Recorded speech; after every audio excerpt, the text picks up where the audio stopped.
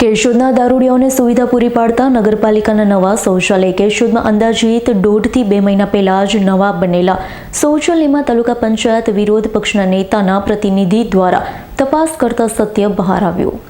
કેશોદમાં અંદાજિત 1.5 થી 2 મહિના પહેલા જ બનેલા નવા શૌચાલયમાં તાલુકા પંચાયત વિરોધ પક્ષના નેતા પ્રતિનિધિ દ્વારા તપાસ કરતા સત્ય બહાર આવ્યું. કેવું જોઈને બધા ચોંકી ગયા છે. આ મુદ્દે વધુમાં જણાવીએ તો કેશોદ ખાતે મનીષ ચુડાસમા દ્વારા કેશોદ આંબાવાડી સામે માંગરોળ રોડ પર બનેલ નવ શૌચાલયને જોઈ ત્યાંની હકીકત જણાતા લેડીઝ વિભાગમાં અંદર કોઈ પણ સુવિધાઓ જોવા મળતી નથી. તેવી જ રીતના કેશોદ માંગરોળ રોડના તકિયા પાસેના શૌચાલયને પણ તપાસ કરતા દારૂડિયાઓની મહેફિલ કરવા માટેનું સ્થળ નગરપાલિકાએ ફાળવ્યું હોય તેવું જોવા મળ્યું છે. એન્ટ્રી કરતા જ તમામ કંપનીની બોટલની લાઈન જોવા મળી હતી. ફક્ત શૌચક્રિયા માટેની કોઈ પણ વ્યવસ્થા અલીગઢના તાળા લગાવેલા જોવા મળ્યા હતા. કેશોદ નગરપાલિકા શહેરી વિસ્તારોની સ્વચ્છતા મિશનતાની વાતોના બણગા ફૂંકતા નગરપાલિકાને સણસણતો સવાલ કરવામાં આવી રહ્યો છે. આવનારા સમયમાં જો યોગ્ય ફેરફાર નહીં થાય તો વિરોધ પક્ષ આંદોલનના માર્ગે જવા મજબૂર બનશે. નમસ્કાર મિત્રો, હું છું મનીષભાઈ ચુડાસમા, કેશોદ તાલુકા પંચાયત વિરોધ પક્ષ નેતા પ્રતિનિધિ. મિત્રો, સ્વચ્છ ભારત એટલે કે સ્વચ્છ ભારત અંતર્ગત જે મિશનો ચાલી રહ્યા છે, આજે હું તમને આપણું સ્વચ્છ કેશોદ બતાવવા જઈ રહ્યો છું. ત્યારે આપણે મીડિયાના માધ્યમથી સ્વચ્છ કેશોદની મુલાકાતમાં આ જુઓ તમે, આ કચરાના ઢગલાઓ, આ સ્વચ્છ ભારત, આ કેશોદ નગરપાલિકાની હાલત અને કેશોદ નગરપાલિકાના બિસ્માર શૌચાલયો, જે તમને ઉપરથી સારા સારા તમને નામ દેખાશે, ચકડાટ બનાવેલું છે. આની પાછળ જે કોઈ વ્યક્તિ જવાબદાર હોય તેમણે ખરેખર આની અંદર પૂરતું ધ્યાન દેવું જોઈએ.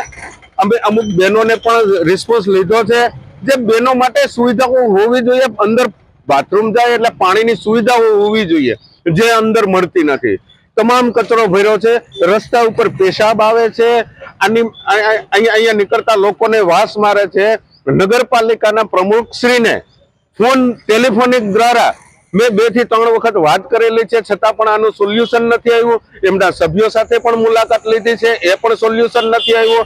આગળ જતા શાક માર્કેટની બાજુમાં એક બીજું પણ શૌચાલય બનાવવામાં આવ્યું છે, ત્યાં પણ અમે જઈને જોયું તો અંદર દારૂની બોટલો, હવે નવા બનેલા શૌચાલયોની અંદર કોઈ જવાબદાર વ્યક્તિ નથી, અંદર દારૂની બોટલો મૂકેલી હાલતમાં જોવા મળે છે.